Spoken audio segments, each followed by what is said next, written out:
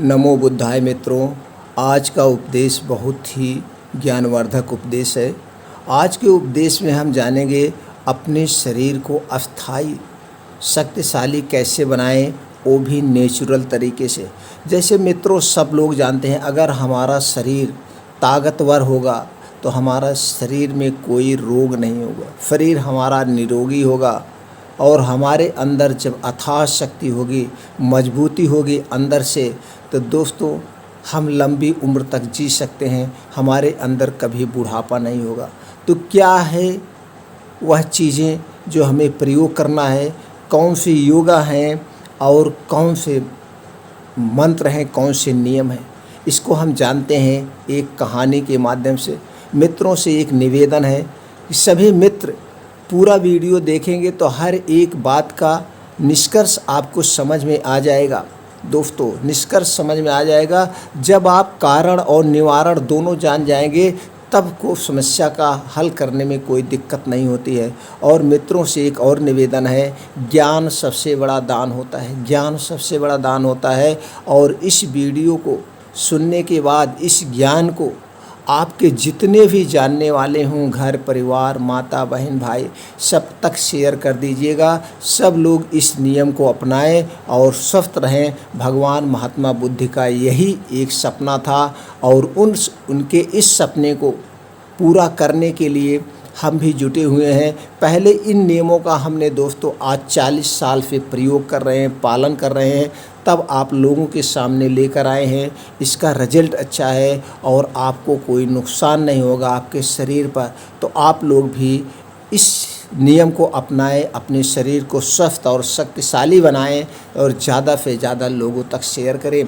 चलिए मित्रों जानते हैं पहले इस कहानी के बाद वो बातें जानते हैं। मित्रों एक बार भगवान महात्मा बुद्ध अपने शिष्य आनंद उनके बहुत प्रिय शिष्य थे और शिष्यों के साथ वह नगर भ्रमण के लिए निकले थे। नगर भ्रमण के लिए निकले थे और जा ही रहे थे, उन्होंने देखा एक गांव उधर बहुत दूर दिख रहा है। वह गांव देखने में बहुत, उसमें झोपड़पट्टी दिख रही थी, गांव बड़ा गरीब नज़र आ रहा था। भगवान महात्मा बुद्ध कहे, आनंद चल दो, आज इस गांव में चलते हैं और देखते हैं यहाँ के लोगों का क्या हाल चाल है, इनके जीवन के बारे में कुछ समझते हैं, इनकी कुछ समस्याओं का समाधान किया जाए।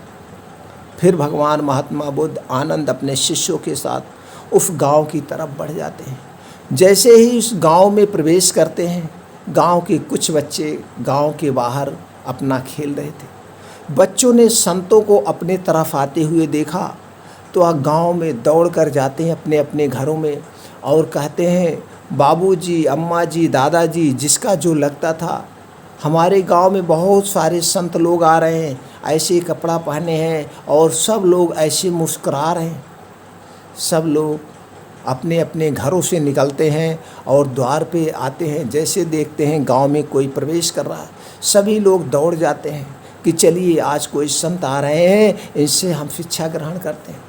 आगे बढ़ते ही जाते हैं, तभी एक लड़का 18 से 19 साल का लड़का, बड़ा दुबला पतला गरीब, इधर खेल रहा था और वो बैठ के हाँफ रहा था।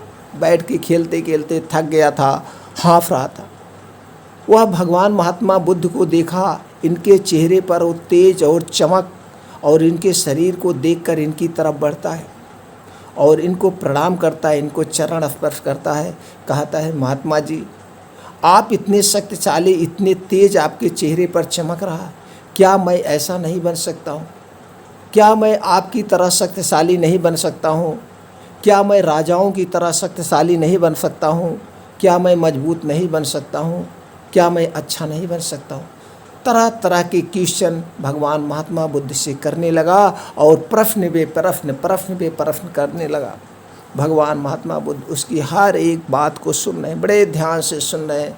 ध्यान से सुनने के बाद भगवान महात्मा बुद्ध उसके सर पर हाथ फेरते हुए कहते हैं, क्यों नहीं बेटा, दुनिया में ऐसा कोई काम नहीं है जो तुम ना कर सको, जो तुम ना कर सको। तुम जो चाहोगे वो काम कर सकते हो। तुम ही नहीं, इस पूरे गांव में, पूरे ब्रह्मांड में अगर किसी ने कुछ प्रण कर लिया, इसको हमें करना है तो कर सकता है। ये बातें सुनकर उस लड़के के चेहरे पर एक अजीब मुस्कान आती। अब उसे मन में ऐसे लगा कि मेरे प्रश्नों का आज उत्तर मिल जाएगा, आज मेरी भी ज़िंदगी संवर जाएगी। फिर वह फिर दोबारा करता है, भगवान आप मेरे प्रश्नों का जवाब दीजिए।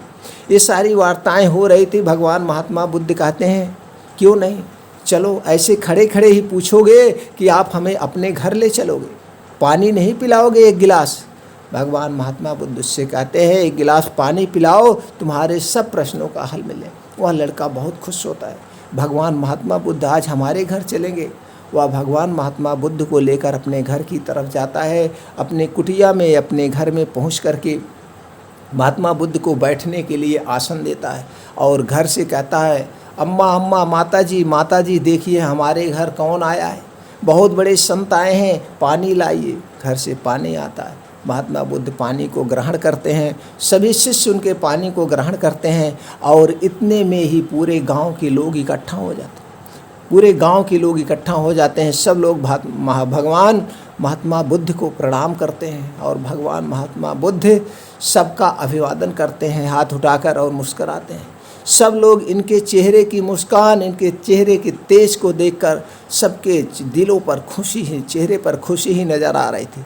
उस समय के ऐसा प्रतीत हो रहा था मानो यहाँ पे खुशियाँ ही खुशियाँ हो गई हैं। सब लोग कहने आज हमें भगवान ऐसा उपदेश दीजिए जिससे हमारा जीवन सार्थक हो जाए और हमारे भी बच्चे कुछ करें, आगे बढ़ें। फिर वह लड़का कहता है नहीं भगवान, नहीं महात्मा जी, पहले आप हमारे प्रश्नों का जवाब दीजिए। सबसे पहले हमने अपना प्रश्न किया, सब गांव वाले देखने तुम्हारा क्या प्रश्न है। फिर वो लड़का अपने प्रश्न दोहराता है। पूरे गांव वाले कहते हैं हाँ महात्मा जी, हम लोगों की भी यही समस्या है, हम लोगों का कोई ऐसा उपाय बताइए जो हमारे घरों में पाया जाता हो, उसको हम कितनी मात्रा में कैसे खाएं, हम स्वस्थ और निरोग रहें। फिर भगवान महात्मा बुद्ध कहते हैं स्वस्थ और निरोग रहने के लिए कुछ नियमों का पालन करना पड़ता है और उस नियमों का पालन करने के लिए आपको अपने मन को वश में करना होगा। कोई काम एक दिन करने से सफलता नहीं हासिल होती है, सफलता हासिल करने के लिए उसे बराबर काम करना पड़ता है।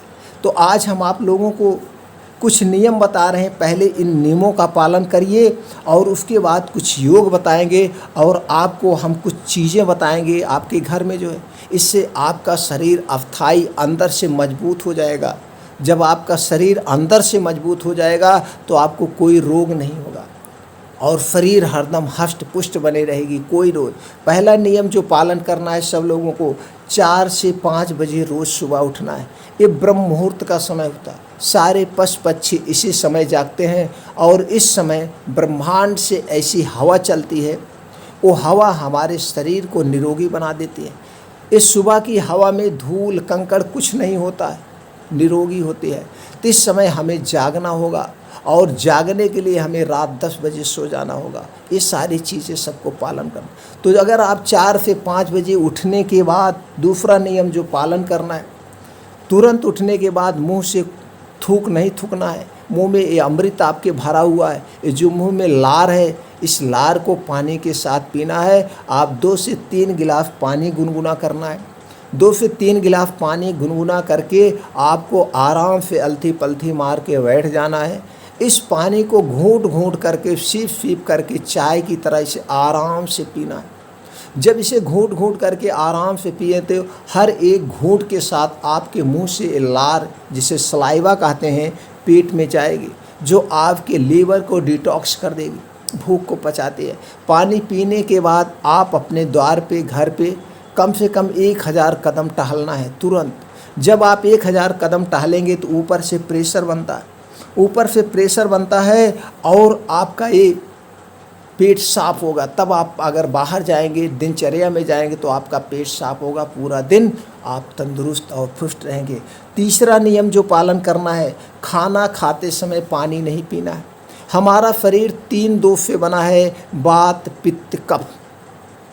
एक इसमें से एक भी दोष अगर बिगड़ गया तो हमारे शरीर में तभी बीमारियां होती हैं। तो आपको अगर खाना खाते समय पानी पीते हैं तो आपको वात दोष होता है और जब वात रोग होता है तो शरीर में 80 प्रकार की या 80% बीमारियां होती हैं, सबसे गंभीर बीमारियां। तो इसलिए आपको खाना खाते समय पानी नहीं पीना है। अब उसमें से एक बुजुर्ग कहता है, महात्मा जी खाना खाते समय पानी क्यों नहीं पीना है, उसका क्या रीज़न है? फिर महात्मा जी बताते हैं, खाना खाते समय अगर हम पानी पीते तो हमारे पेट में अग्नि होती है, एसिड बनती है, जिसे हम अग्न्याशय जठराग्नि कहते हैं। जैसे ही हमारे पेट में खाना जाता है वो अग्नि प्रज्वलित होती है हमारा खाने को पचाने के लिए। जब हम पानी पी लेते हैं तो अग्नि बंद हो जाती है, एसिड बंद हो जाती है और हमारा खाना पचता नहीं, हमारा खाना सड़ जाता है। जब हमारा खाना सड़ जाता तो हमारे खाने में से कोई तत्व हमारे शरीर में नहीं लगता है। तो खाना खाते समय पानी नहीं पीना है। अब खाना खाने के बाद भी पानी नहीं पीना, खाना खाने के 1.5 से 2 घंटे के बाद ही पानी पीना है। कुछ लोग हैं खाना खाने के बाद तुरंत 1 से 1.5 गिलास पानी पी लेते हैं, तो अगर पानी पी लिए तो खाना पूरा सड़ जाएगा, और जब पेट में खाना सड़ता है तो बहुत तरह की बीमारियां होती हैं। इसलिए खाना खाने के 2 घंटे के बाद पानी पीना। अगला नियम जो पालन करना है, 2 घंटे के बाद ही पानी पीना है और रात 10 बजे तक लेटेस्ट सो जाना है। अगला नियम, रात 10 बजे तक लेटेस्ट आपको सो ही जाना है, जागना नहीं। जब आप रात 10 बजे तक सो जाएंगे तो सुबह उठने में आपको आसानी होगी, एक्सरसाइज योगा करने, तो आपको 6 से 7 घंटे की नींद भी मिल जाएगी। अगला नियम जो ब्रह्मचर्य का भी पालन करना है, सब लोगों को ब्रह्मचर्य का पालन करना है, चेहरे पर तेज और चमकीला बनाए रखने के लिए। अगला नियम जो है सजीव वस्तुओं का सेवन करना है। सजीव वस्तुएं, निर्जीव वस्तुएं नहीं। निर्जीव वस्तुएं में वो चीज़ें आती हैं जैसे जब कोई चीज़ प्रकृति की तलभुन दी जाती है, उसके साथ छेड़खानी की जाती है तो निर्जीव होती है। आप ज़्यादा से ज़्यादा सजीव चीज़ें खाइए, हरी साग खाइए, हरी सब्जियाँ खाइए, सीजन वाइज। जैसे 4 महीने का सीजन होता है, ठंडी गर्मी बारिश, इस हिसाब से सब्जियां मार्केट में आती हैं। इस समय सब्जियां उत्पादन होता है, तो इस समय जो सब्जियां होती हैं इसमें कीटनाशक कम डाले जाते हैं, तो आपको इसी हिसाब से सब्जियां खाना है सीजन वाइज। तो सीजन वाइज सब्जी खाएंगे तो आप रोग निरोधी रहें। ये 6 नियमों का आपको पालन करना है। इस 6 नियम के पालन के बाद आपको 4 योगा करना है। अब आप सुबह जब 4 से 5 बजे उठ गए तो आपको चले जाना है मॉर्निंग वॉक पे। आप अपने घर के बाहर खेत में जाइए या बाहर पार्क में, लान में, कहीं पे जाइए जहाँ पे मिट्टी हो और जहाँ पर घास फूस हो। तो आसमान से घास फूस पे जब ओस की बूंदें पड़ी होगी, जब आप नंगे पाँव टहलना है, नंगे पाँव। जब आप नंगे पाँव टहलेंगे तो आपका शरीर और ज़मीन से स्पर्श होगा। हमारा शरीर मिट्टी है, हम जितने मिट्टी में रहेंगे उतने स्वस्थ रहेंगे। तो जब वो ओस की बूंदें आपके पैर के तलुए में लगेगी तो आपकी आँखों की रोशनी बढ़ेगी और शरीर को एक प्राकृतिक ऊर्जा मिलेगी, जिससे आपका शरीर हष्ट पुष्ट निरोगी होगा।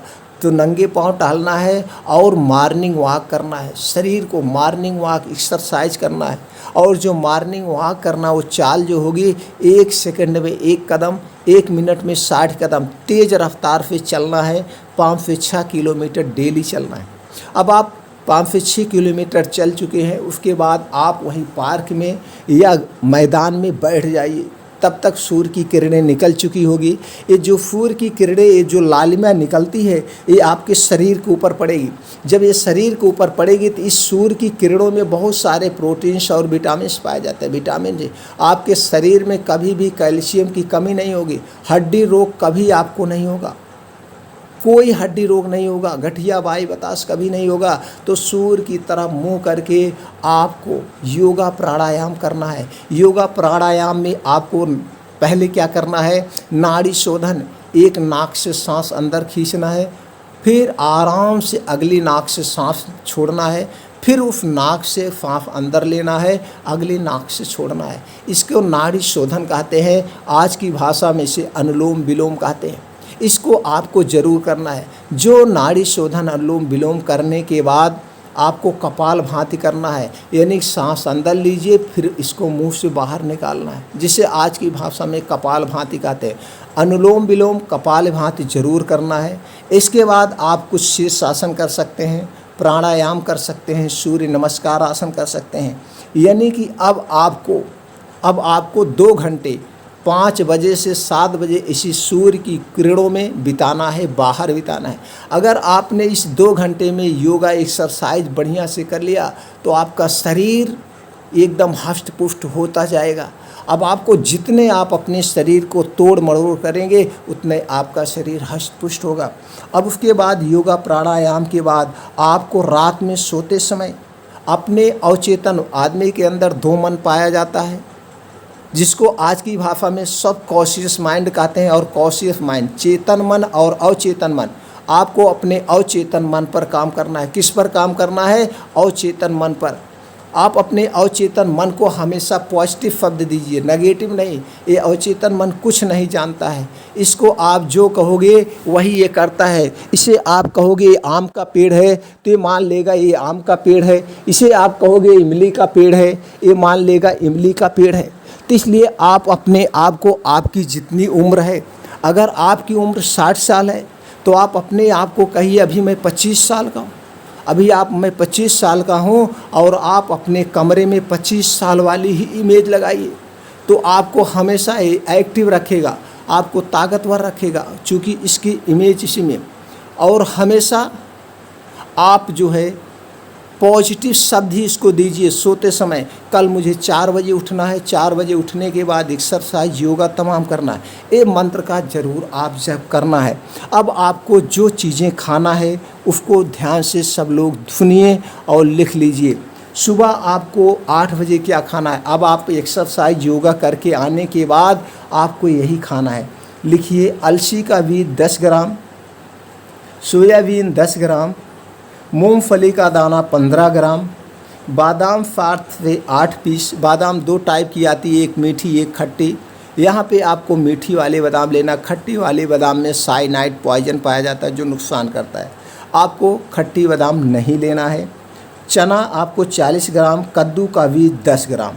फिर से सुन लीजिए, अलसी का बीज 10 ग्राम, सोयाबीन का बीज 10 ग्राम, मूंगफली का दाना 15 ग्राम, बादाम 7 से 8 पीस, चना 40 ग्राम, कद्दू का बीज 10 ग्राम। ये सारी चीज़ें आप रात में बढ़िया से खूब धुल करके किसी मट्टी या कांच के बर्तन में रात को भिगो देना है। भिगोने से ये फ़ायदा है, जो इसके अंदर गर्मी होती है, जो टॉक्सिटी होती है, वो बाहर निकल जाएगी। इसे सुबह आपको जब योगा एक्सरसाइज करके आने के बाद इसे खाना है। आराम से बैठ के चबा चबा के खाना है, खूब आराम से। खाने में जल्दबाजी नहीं करना है, इसे आराम से चबा के आपको खाना है। हो सके तो आप इसे अंकुरित कर सकते हैं, अंकुरित करके खाएंगे तो इसमें विटामिन की और मात्राएं बढ़ जाती है। तो इसके लिए आपको एक्स्ट्रा 1 दिन के लिए भिगोना पड़ेगा। तो इसको सुबह 8 बजे खाना है। अब दोपहर में 2 बजे के आपको खाना है। फिर उसके बाद जो खाना होना खाना हो आप खा सकते हैं, लेकिन एक चीज़ नोट करिए, इसको खाने के 2 घंटे तक आपको कुछ नहीं खाना पीना है। इसको खाने के पहले भी कुछ नहीं खाना पीना है, बासी मुँह खाना है। और इसको खाने के 2 घंटे तक आपको 1 घूंट पानी भी नहीं पीना, कुछ भी नहीं। पानी तो बिल्कुल मत पीजिएगा मित्रों, या तो खाइएगा या तो पीजिएगा। खाना और पीना दोनों एक साथ नहीं करना है। अब दोपहर 2 बजे क्या खाना है। दोपहर 2 बजे में आपको लेना है चुकंदर 100 ग्राम, चुकंदर 50 ग्राम, गाजर 100 ग्राम, टमाटर 50 ग्राम, मूली 50 ग्राम, लहसुन 3 से 4 कली लेना है, प्याज 50 ग्राम। फिर से सुन लीजिए, गाजर 100 ग्राम, चुकंदर 50 ग्राम, टमाटर 50 ग्राम, मूली 50 ग्राम, लहसुन 3 से 4 पीस, प्याज 50 ग्राम। इस सब को सलाद के तौर पे आपको काट लेना है। ये सब जब आप सलाद के तौर पे काट करके इसे आप दोपहर में खाना है। अब इसका स्वाद बढ़ाने के लिए, इसके स्वाद को बढ़ाने के लिए आप इसमें भुना हुआ जीरा, भुनी हुई काली मिर्च का पाउडर और काला नमक मिला सकते हैं आप स्वाद के लिए। इसे आप 2 बजे खाना है। जब इसे आप 2 बजे खाएंगे तो पूरी न्यूट्रिएंट्स आपको मिलेगा। ये लीवर के लिए आपको रामबाण है, आपका लीवर कभी ख़राब नहीं होगा, भरपूर आपको शक्ति मिलेगी। इसे आपको 2 बजे आराम से बैठ के चबा चबा के खाना है। एक बात का याद रखिएगा, इसको खाने के 1 घंटे पहले भी पानी नहीं पीना है और खाने के 2 घंटे बाद भी पानी नहीं पीना है। अब आप शाम को 6 बजे क्या खाना है, 5 से 6 बजे। जैसे अब दोपहर में जो कुछ आपको खाना पीना हो खाइए पिए, खाना मैं यहाँ पे नहीं बता रहा हूँ आपको, ये एक्स्ट्रा डाइट मैं आपको बता रहा हूँ। फिर दोपहर शाम को 5 से 6 बजे अब शाम को 5 से 6 बजे सबको कुछ ना कुछ भूख लग जाती है। उस समय लेना है हरड़ 100 ग्राम, बहेड़ा 100 ग्राम, आंवला 100 ग्राम, अश्वगंधा 100 ग्राम।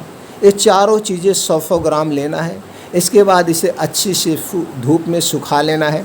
सुखाने के बाद इसका पाउडर बनाना है। अब इस पाउडर को 6 ग्राम लेना है 10 ग्राम शहद के साथ। शहद जो है बाज़ार की नहीं होनी चाहिए, बाज़ार की शहद अच्छी नहीं होती है। आप इस शहद को किसी मधुमक्खी पालन वाले के यहाँ से खरीद सकते हैं, या जो गांव में शहद निकालने आते हैं उससे ले सकते हैं। तो शहद 10 ग्राम और 6 ग्राम पाउडर को एक में मिलाकर शाम को 5 से 6 बजे के बीच इसे ऐसे चाट लेना है। इसे खाने के बाद कोई पानी वगैरह नहीं पीना है, बिल्कुल भी कुछ नहीं पीना है। अब इसे खाने से आपको शाम की एनर्जी मिल गई। अब रात 9 बजे क्या पालन करना है? रात के 9 बजे आपको दूध लेना है। दूध आपके घर का होगा, कोई पैकेट का दूध नहीं होगा। पैकेट का दूध शुद्ध नहीं होता है। आपके घर दूध नहीं है तो अगल बगल या किसी दूधिया के यहाँ से अपने आँख के सामने दूध निकलवा कर लाइए।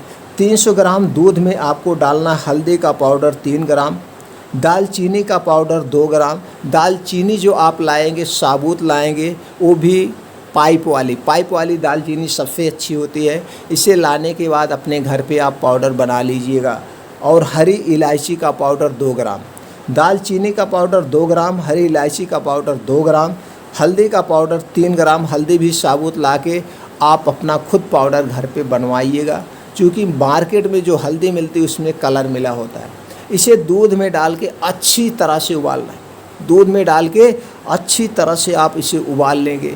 अब आपने जो रात में खाना खाया है, रात का खाना आप एकदम हल्का खाएंगे। वैसे तो आपने 5-6 बजे उसको खा लिया है। आप कोई सब्जी या साग 2 रोटी खा लीजिएगा बस। उसको 8 बजे तक आपको रात का खाना खा लेना है। 9 बजे ये दूध आपको पीना है। रात 9 बजे इस दूध को आप पीना है।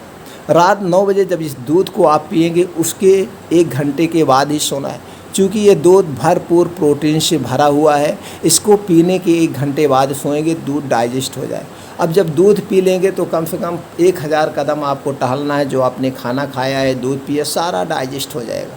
अब आप रात में सोने जाएंगे तो 10 बजे तक लेटेस्ट सोने का प्रयास करेंगे तो आप आसानी से हो जाए। ये सारे नियमों का जो पालन करेगा उसके शरीर अंदर से मजबूत और स्ट्रांग हो जाएगी। और जब अंदर से शरीर मजबूत और स्ट्रांग बनेगी तो उसके शरीर में कोई रोग ही नहीं उत्पन्न होगा, क्योंकि सारी प्रोटीन्स विटामिन इसमें पाई गई है। हर एक तरह के तत्व इसमें पाए गए हैं। अब आपको खाना जो दिन भर खाना है, जैसे रोटी चावल सब्जी, जो कुछ आपको खाना है वो आप खाइएगा, लेकिन हमेशा याद रखिएगा भूख से 30% कम ही खाना खाइएगा। आपको 4 रोटी की भूख है, 2 ही रोटी खाइए, 2 ही रोटी खाइए, जैसे लगा रहेगा आपको भूख लगी। इससे आपका लीवर हमेशा के लिए मजबूत और स्ट्रांग बना रहेगा। तो इस नियमों का जो पालन करेगा हमेशा स्वस्थ रहेगा। भगवान बुद्ध ने जब सारे नियम बताए तो सब लोगों ने कहा महात्मा जी अब हम इन नियमों का पालन करेंगे और ये जो चीज़ें बताए हम वही खाएंगे। भगवान महात्मा बुद्ध फिर उठकर चलने लगते हैं तो सभी लोग एक स्वर में कहते हैं महात्मा जी हम लोग आपको अपनी इच्छा अनुसार कुछ दक्षिणा दान देना चाहते हैं। भगवान महात्मा बुद्ध कहते हैं हमें अगर दान दक्षिणा हम 1 महीने के बाद लेंगे, जो आप लोगों ने ज्ञान को प्राप्त किया है इस ज्ञान को आप लोग पालन करिए, इस ज्ञान का आप लोग पालन करिए, फिर हम 1 महीने बाद आएंगे तब हम आप लोगों से दक्षिणा लेंगे। भगवान महात्मा बुद्ध यह कहकर आगे बढ़ने लगते हैं। सब लोग भगवान महात्मा बुद्ध को प्रणाम करते हैं और हाथ उठाकर सबका अभिवादन करते हैं, सबको आशीर्वाद देते हुए आगे गांव में बढ़ जाते हैं। फिर 1 महीने के बाद धीरे धीरे समय बीत गया। 1 महीने के बाद भगवान महात्मा बुद्ध फिर उसी गांव में आते हैं और इस गांव के सब लोग उन्हें अच्छे से स्वागत सत्कार करते हैं। भगवान महात्मा बुद्ध से कहते हैं आप हमें फिर कुछ उपदेश दीजिए, फिर उपदेश देने के बाद ही आप जाइए। भगवान महात्मा बुद्ध कहते हैं पहले मैंने जो उपदेश आप लोगों को दिया था, जो नियम आप लोगों को हमने बताया था, क्या उसका पालन हुआ? सब लोग एक स्वर में कहें देखो। फिर उसके बाद वो लड़का दौड़ते हुए आता है, भगवान महात्मा बुद्ध के चरणों में पड़ जाता है और कहता है देखिए महात्मा जी 1 ही महीने में मेरा शरीर आपकी तरह देखने में लग रहा है, मेरे चेहरे भी ताजगी आ गई। मैं सारे नियमों का पालन करता हूँ। मैं 4 बजे उठता हूँ, 7 बजे तक 3 घंटे खूब एक्सरसाइज करता हूँ, योगा करता हूँ। और जितने नियम आपने बताए हम उसका पालन करते हैं, हमारे परिवार में सब लोग पालन। और तब से 1 महीने में हम लोगों को कुछ भी नहीं हुआ, सर्दी जुकाम बुखार कुछ भी नहीं हुआ। हम लोग बहुत एकदम खुश हंस। भगवान महात्मा बुद्ध मुस्कुराते हैं, अच्छा ऐसे ही होना चाहिए। फिर कहकर चलते हैं तो गांव वाले फिर एक स्वर में कहते हैं कुछ और उपदेश दीजिए। भगवान महात्मा बुद्ध कहते हैं अब दूसरे गांव में जा रहे हैं, अगले बार हम आएंगे आपके गांव में कुछ उपदेश देंगे, लेकिन इसके पहले आप लोगों को मेरा एक काम करना होगा। सब लोग कहते हैं भगवान जी आप जो काम कहेंगे वो सारे काम को हम करेंगे, आप हमें आदेश दीजिए। भगवान महात्मा बुद्ध कहते हैं जो नियम आप लोगों ने अपनाया है ये नियम आप लोग जहाँ तक हो सके सबको पहुँचा दीजिए, जिससे सब लोग स्वस्थ और निरोग हों, यही है। फिर उसी में उस लड़का कहता है भगवान जी हम आपको कुछ दक्षिणा देना चाहते हैं, महात्मा जी हम आपको कुछ दक्षिणा देना चाहते हैं। भगवान महात्मा बुद्ध कहते हैं कि अगर हमको दक्षिणा देना है तो यही ज्ञान सब तक पहुंचा दो, हमको दक्षिणा मिल जाएगी। यही कहकर भगवान महात्मा बुद्ध चले जाते हैं। अब उस सारे गांव के लोग जितना उनके जानने वाले हैं ज़्यादा से ज़्यादा समय निकाल कर सब लोग पूरे गांव में जहाँ तहाँ तक जा पा रहे हैं सबको वही शिक्षा पहुँचा रहे हैं, सब लोगों को वही शिक्षा दे रहे हैं और सब लोग खुश और निरोग हो गए। तो मित्रों ये है हमारी दिनचर्या। अगर हम अपनी दिनचर्या का पालन करेंगे और इस नियमों का पालन करेंगे तो आप लोग खुद जान जाइए स्वस्थ और निरोग हो जाएंगे, कभी बुढ़ापा तो आएगा ही नहीं, एकदम स्वस्थ और निरोग बने रहेंगे। दोस्तों मैं इस सारे नियमों का 40 साल से पालन कर रहा हूँ और मुझे 40 साल में आज तक कभी भी एक टैबलेट नहीं खाना पड़ा, ना तो कभी दर्द की ना कुछ। आज भी मैं दोस्तों आज भी मैं 50 साल की उम्र में 7 से 8 किलोमीटर दौड़ता हूँ, एकदम स्वस्थ निरोग हूँ भगवान की आशीर्वाद से, भगवान महात्मा बुद्ध के आशीर्वाद से। तो मित्रों इस जानकारी अपने हित मित्रों तक जरूर पहुंचा दे, सब लोग स्वस्थ और निरोग रहें। फिर मिलते हैं ऐसी ही और अगले उपदेश में अगली जानकारी के साथ अगले वीडियो में। तब तक एक बार फिर प्रेम से बोल दीजिए नमो बुद्धाय।